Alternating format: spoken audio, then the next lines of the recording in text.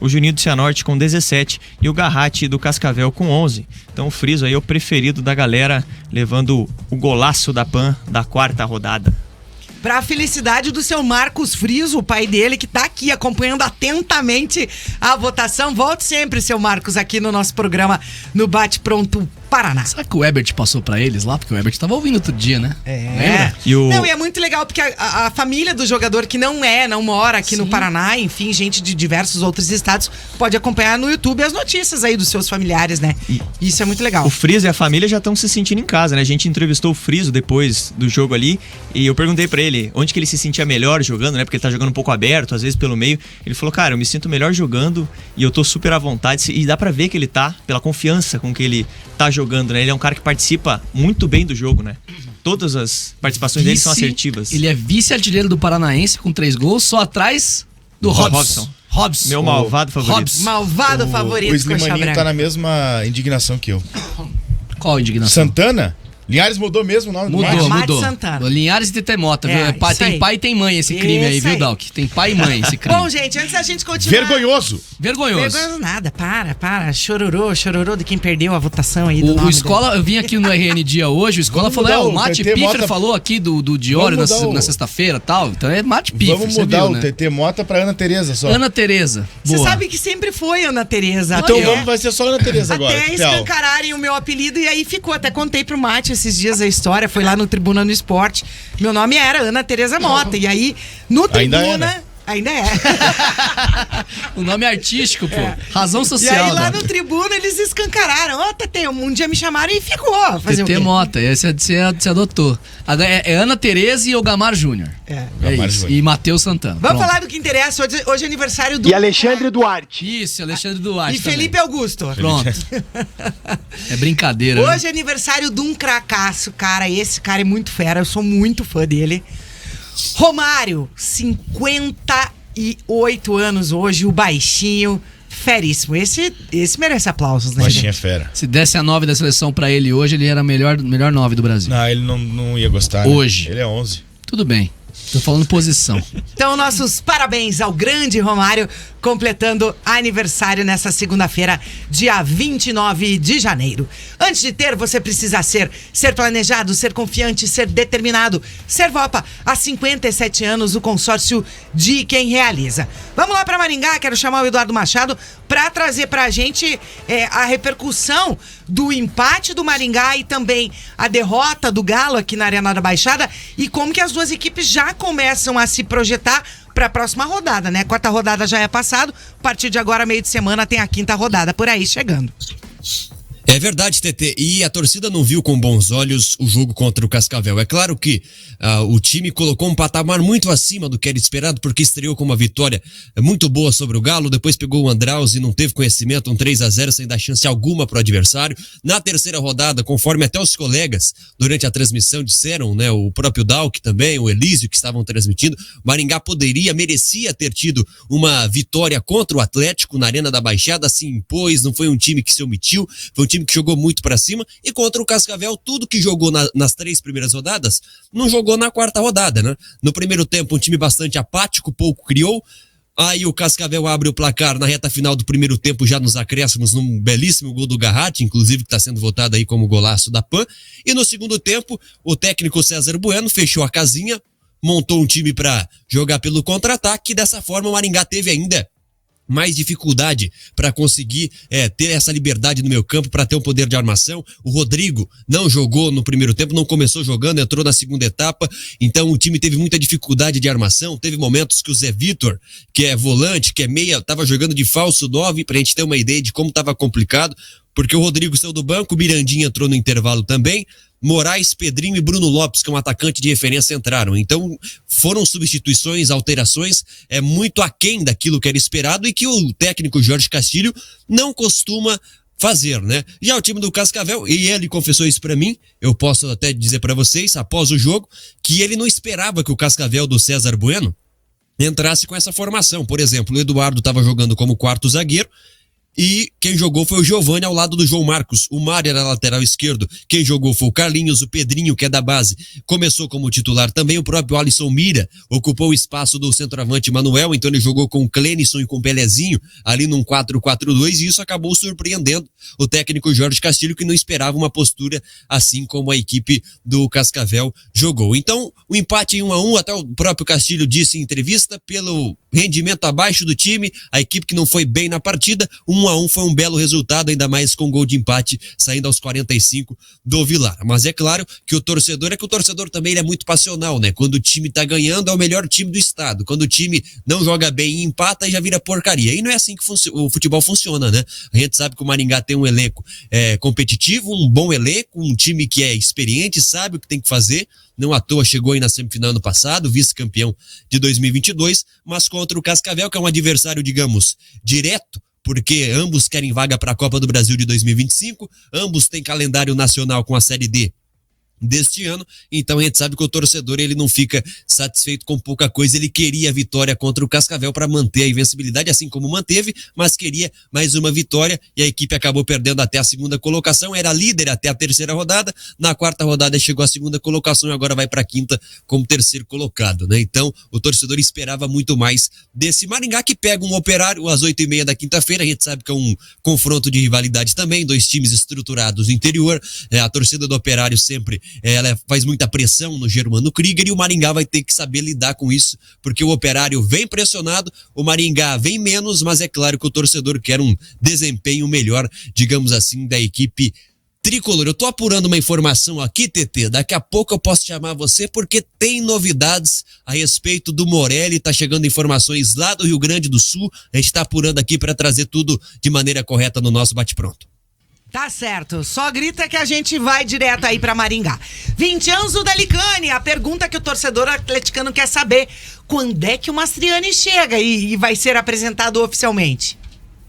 Já chegou, TT, já foi anunciado oficialmente pelo Atlético, está no CT do Caju. Nesse momento, conhecendo a estrutura do Atlético, deve também dar a famosa entrevista aí ao portal oficial do clube. Logo mais, ainda nessa segunda-feira, deve sair essa entrevista do Gonçalo Mastriani. O América oficializou também a saída do Gonçalo Mastriani. Oficializou, postou nas suas redes sociais, mas veio a apagar depois. Então, o post não está mais disponível para que a gente leia aqui no Bate-Pronto. Eu até tenho, na verdade, o texto que foi postado pelo América, que encerra, e aí para dar um destaque, encerra o texto falando: América e Atlético confirmam a parceria e preferência na negociação de atletas, a exemplo de outros acertos realizados e possíveis entendimentos futuros. Então, o Marcos Salum chegou a declarar lá em Minas Gerais que preferia negociar com o Atlético na situação do Gonçalo Mastriani. Os clubes têm uma história de amizade, claro, o Petralha e o Marcos Salum, ambos os presidentes dos clubes, têm essa relação antiga de amizade. O Atlético cedeu 15% dos direitos econômicos do Vitor Roque ao América num gesto de solidariedade também, nessa chegada do Vitor Roque ao Atlético em 2022, então há essa amizade. O América destacou isso no seu texto de oficialização da saída do Gonçalo Mastriani, mas veio a apagar o texto depois, então não sabemos o porquê o América apagou o texto das suas redes sociais, mas nesse momento não está disponível nas redes sociais. E o Mastriani, e aí um post muito interessante do SofaScore, o Mastriani foi o jogador que mais fez gols em toda a América do Sul no segundo semestre de 2023. Então ele teve um segundo semestre muito bom, foi artilheiro da Copa Sul-Americana com 9 gols e chega agora para somar a um ataque que já tem, por exemplo, o Leonardo Godoy, que está retornando, treinou na última sexta-feira, vai a campo também treinar com o Atlético nesta segunda-feira. O Léo Godoy foi o lateral direito que mais deu assistências no futebol sul-americano em 2023. Então o Atlético tem o lateral direito com mais assistências e o atacante com mais gols no segundo semestre de 2023 em toda a América do Sul. Isso é muito importante para o Atlético, que quer montar um elenco forte para o seu centenário. Mas tem uma saída importante para a gente comentar. Informação até do Thiago Marquezine, do canal 3 Pontos. O Rômulo, atacante do Atlético, está deixando o clube por empréstimo e está arrumando ao futebol dos Estados Unidos, da MLS, a Liga Americana. O Rômulo vai deixar o Atlético, não está nos planos do Juan Carlos Osório, por empréstimo muito provavelmente. a MLS, Liga dos Estados Unidos de Futebol. E outra informação aí mais sobre o mercado de transferências, o Jajá, segundo o jornal A Bola de Portugal, o Jajá que estava emprestado ao Casa Pia, ponta esquerda Jajá, revelado na base do Atlético, estava emprestado no futebol português, retorna a pedido do Atlético agora para compor esse elenco. Vamos ver o que o Atlético fará com o Jajá, que não tem ganhado chances, também não teve muitas chances, foi mais um jogador reserva lá no Casa Pia de Portugal. Vamos ver se o Juan Carlos Osório vai utilizar ou não o atacante Jajá. Fato é que ele já deixou Portugal, está retornando ao Brasil para compor o elenco do Atlético nesse momento. Pode ser testado pelo Furacão, como foi testado, por exemplo, o Matheus Babi nos treinamentos. Matheus Babi, que também não deve permanecer no Atlético, já volta ao Brasil e agora vai ser avaliado pelo Juan Carlos Osório para ver se ficará ou não no elenco do Atlético para a temporada de 2024, TT. O Rômulo vai com Deus guri, né? Porque realmente... O André Luiz, graças a Deus. Tchau, Rômulo. Vai com Deus. E se ele já deixou Portugal, então como é que é, Mate? Já estará em Curitiba, né? Já estará aqui para reforçar o Atlético. Mandando um abraço pro fanático atleticano, o André Luiz, que acabei de falar o nome dele por aqui. O Furacão Soberano também tá falando aqui que o Mastriani vai fazer 52 gols esse ano. Ele acha que o Mastriani vai deitar. Mas, bom, gente, só faltam 46. Eu até fez 6. Eu até respondi ele aí. Eu acho, gente, que o Mastriani vai deitar e rolar no ataque. Vai tá certo, vai tá certo. Vai tá certo, vai deitar e rolar, gente. Tô falando de muito peso, sério. Pra quem tava esperando o Bareiro, com todo respeito ao Bareiro... Não, a novela demorou, mas pelo menos era uma espera que valia a pena. Muito melhor que o Mastriani, colocar os dois na mesma frase, né? Verdade. Pois é. Ademir Lobo, vamos lá pra Londrina. Ademir Lobo trazendo pra gente aí as últimas do Tubarão no Bate Pronto Paraná de hoje. TT, o Londrina tá de olho aí na próxima rodada do Campeonato Paranaense, né? Vai enfrentar o Galo Maringá no Estádio do Café.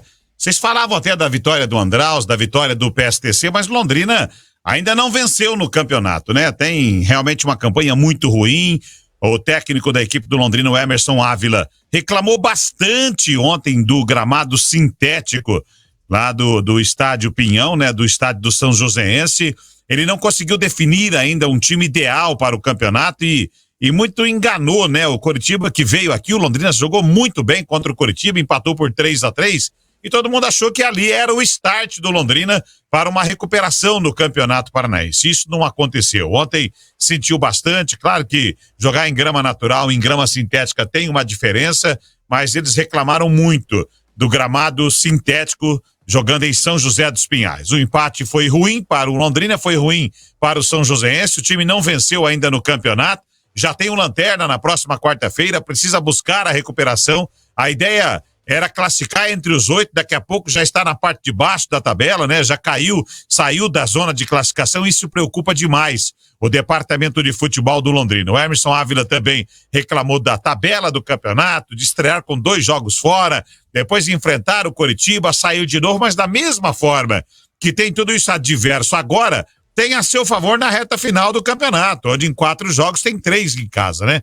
É pouco tempo para treinar, o time tem folga hoje, depois da viagem de sábado, chegou de madrugada aqui, treina apenas amanhã e depois já joga na quarta-feira contra a equipe do Galo Maringá. Então, ele não tem nenhum problema de ordem médica, ele tem usado o 4-3-3 em algumas partidas, o 4-4-2 em outras partidas, já usou o 4-4-2 com mais marcação em Ponta Grossa e Cianorte usou um time mais aberto e sofreu a primeira derrota, contra o Coritiba fechou também o poder de marcação e ontem também entrou com 3 homens de marcação. A verdade é que não conseguiu colocar em prática aquilo que desejava e está custando caro. O time está muito mal na tabela, tem apenas 3 pontos, empate contra o Operário, empate contra o Coritiba.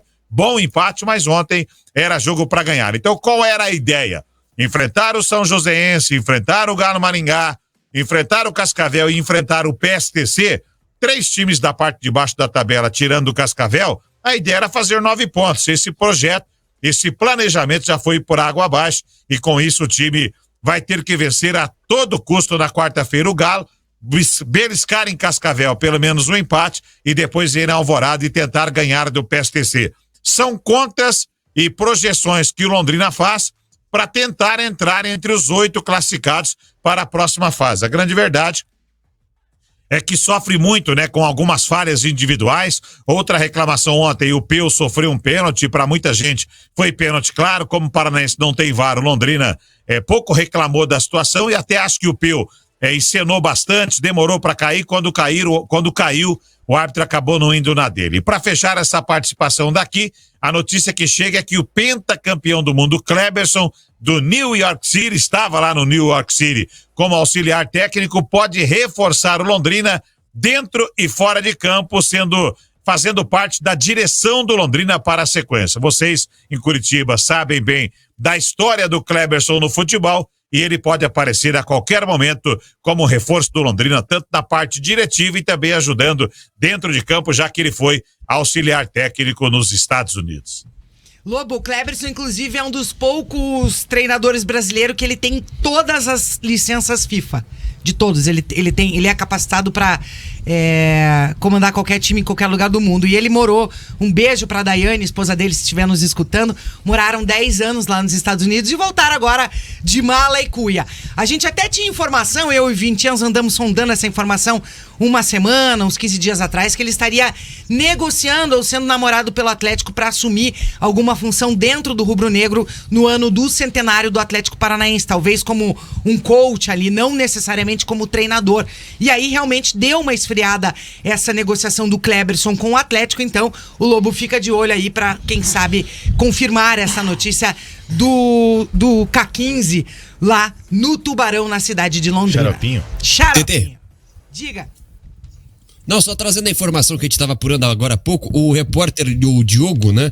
O Diogo Rossi, da Rádio Bandeirantes de Porto Alegre, vamos dar o crédito certinho aqui, ele colocou há instantes atrás no Twitter dele de que o Morelli estaria certo com a equipe do Grêmio Futebol Porto Alegrense. Essa informação ele publicou há poucos instantes atrás, a gente está trazendo ela aqui, outro repórter também acabou confirmando aqui pelo Twitter, e a gente foi atrás, pelo que foi repassado, é um acordo de empréstimo até o final deste ano, desta temporada, e aí com opção de compra para o ano que vem, já que o contrato do Morelli com o Maringá Futebol Clube vai até novembro de 2025. A gente entrou em contato com fontes dentro do Maringá Futebol Clube. O que foi dito é que ele não treinou hoje no CT com os demais atletas, como já vinha fazendo. Ele estava treinando no CT, mas não com os outros jogadores. Hoje ele treinou em academia separado, não foi no CT, mas, segundo fontes do Maringá Futebol Clube, nem proposta oficial foi feita ainda. Mas vem de Porto Alegre, através de 3 fontes, de que o jogador está apalavrado com o Grêmio e que logo após a finalização do acordo com o Camiseta 9, deve ser anunciado como novo jogador do Grêmio de Porto Alegre, TT. Valeu, Eduardo Machado sempre em cima do lance, trazendo aí, né, quase que em tempo real, o empréstimo do Morelli ao Grêmio. Só rapidamente pra gente fechar o programa e o pacote mercado, infelizmente a gente perdeu a conexão com o Rogério, mas ele confirmou que eu tava conversando com ele, Bruno Melo, jogador do Curitiba, informação que foi dada primeiramente pelo pessoal do GE, e que o Rogério confirma a informação. O Bruno Melo chega ao Curitiba por empréstimo até o final do ano, zagueiro, Bruno Melo, que teve passagens pelo Corinthians, pelo Goiás, cobrador de falta, joga como lateral esquerdo também, jogou como ala, inclusive na equipe do Fortaleza com o Vojvoda por algum tempo. Zagueiro canhoto, um zagueiro canhoto, já que o Dombrowski saiu Voltou o Rogério? Rogério, temos chega o Rogério? rapidamente Estava falando do Bruno Melo aqui, Rogério. Do Verdão. Opa, rapidinho, deu um problema aqui na conexão, mas já estamos de volta. Então, confirmando, o Coritiba acertou a contratação do zagueiro lateral esquerdo, Bruno Melo. O Bruno Melo que defendeu o Goiás na última temporada, disputou 33 jogos no último Campeonato Brasileiro, 32 deles como titular, onde ele atuou mais vezes ali exatamente na zaga, mas ele também é lateral esquerdo. Grande parte da carreira dele, ele atuou ali pela lateral. Por muitos anos ele foi, inclusive, o capitão do time do Goiás, do Fortaleza, o Fortaleza do próprio Vojvoda, tem passagem recente pelo Fortaleza até se transferir em 2022 para o Corinthians. No Corinthians ele realmente não conseguiu apresentar um bom futebol, não teve uma sequência e no ano passado acabou indo para o Goiás, quando foi indicado exatamente pelo técnico Guto Ferreira. Então é uma contratação que chega com o aval do treinador do Coritiba, o Guto Ferreira, que indicou o Bruno Melo, que chega também ali para suprir uma carência do elenco do Coritiba, que acabou emprestando o zagueiro também canhoto, Thiago Dombrowski, ao Portimonense de Portugal. Então tá aí, reforço chegando no Coritiba. Nós confirmamos com o próprio Bruno Melo, ele que revelou que chega amanhã em Curitiba para realizar exames médicos e assinar por um empréstimo até o final da temporada, com opção de compra por parte do Coritiba. O Bruno Melo, que pertence ao Fortaleza. E outro jogador do Fortaleza que deve ser anunciado hoje, já está em Curitiba, inclusive assistiu a partida entre Coritiba e Operário ontem. Os exames médicos estão marcados para hoje, é o atacante David. Também pertence ao Fortaleza, mas na última temporada esteve emprestado ao Juventude. Foi peça importante, inclusive, no time do Thiago Carpini e tem ali uma certa experiência em Série B, ele que conquistou acesso junto com o clube gaúcho no ano passado. Então, 2 jogadores chegando no Coritiba entre hoje e amanhã, atacante David e zagueiro /lateral esquerdo Bruno Melo. Valeu, Rogério Scarione, e é claro, amanhã no Bate Pronto Paraná a gente vai repercutir tudo isso, a chegada de